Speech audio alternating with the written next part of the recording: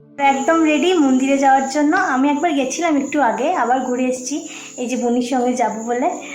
আর আমি যেন শাড়ি পরবো, কিন্তু শাড়ি আর পরলাম না, একেই তো বৃষ্টি হচ্ছে, ওই জন্য শাড়ি পরলাম না।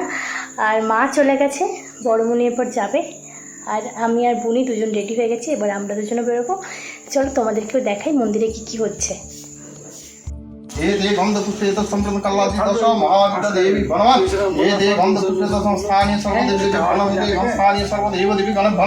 তারপর ঠাকুর ঘরে এসে দেখলাম পুজো তো প্রায় শুরুই হয়ে গেছে। আমি বললাম তো আমি আগে একবার এসে প্রণাম করে গেছিলাম, তারপরে দেখলাম যে সবাই এসে গেছে, সবাই বসে আছে। এটা হচ্ছে ডোডো, ওকে বললাম হাই করতে, হাই করলো। আর ও হচ্ছে সহেলি, আমার বন্ধুও হয়, আমার দিদিও হয়, আমার সম্পর্কে আমাদের রিলেটিভ। তারপর দেখো সবাই বসে আছে, তারপরে সবাই মিলে এখানে খুব গল্প হয়, খুব আনন্দ হয়। যে কোনো একটা গ্যাদারিং হলেই তো আনন্দ হয়। তারপরে ব্রতকথা শোনার জন্য সবাই হাতে ফুল নিয়ে নিয়েছিলাম। তারপর সবাই ফুল নেওয়ার পর দেখো সবাই হাতে নিয়ে কেমন ব্রতকথা শুনছে, তোমরাও শোনো। কৃষ্ণপক্ষী অষ্টমী তিথিতে বিবাহ হেতু জনার্দনের জন্মের ধরাতে বশিষ্ঠ কহেন রাজা শুনো ভক্তিমণি। তারপর ব্রতকথা শেষ করে পুজো সমাপ্ত হলো।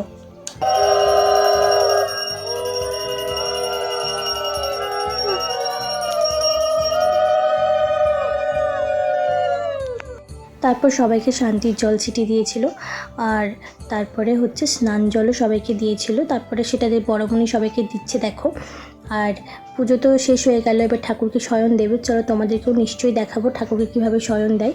আর তার আগে ঠাকুরের হাত থেকে বাঁশি, তারপরে মাথার মুকুট, এগুলো সবই খুলে রেখে দিতে হয়। আর রাধিকাকে একটু আগেই দিয়ে তারপর শ্যামসুন্দরকে শোয়, মানে প্রথমে শ্যামসুন্দর শোবে, তারপর রাধিকা শোবে।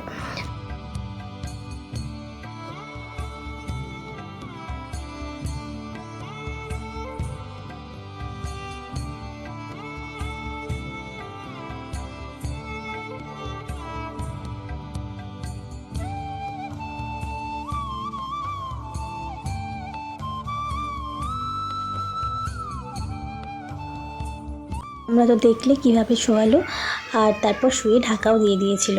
আর এদিকে দেখো আমিও তখন স্নান জল দিচ্ছিলাম, বাকি যেটুকু সবাইকে দেওয়ার বাকি ছিল আমিও দিচ্ছিলাম। আর ওখানে একটা ছোট্ট গোপাল ছিল, দেখো কি কিউট, ওকে আমি প্রচুর চটকে পুটকে প্রচুর আদর করেছিলাম।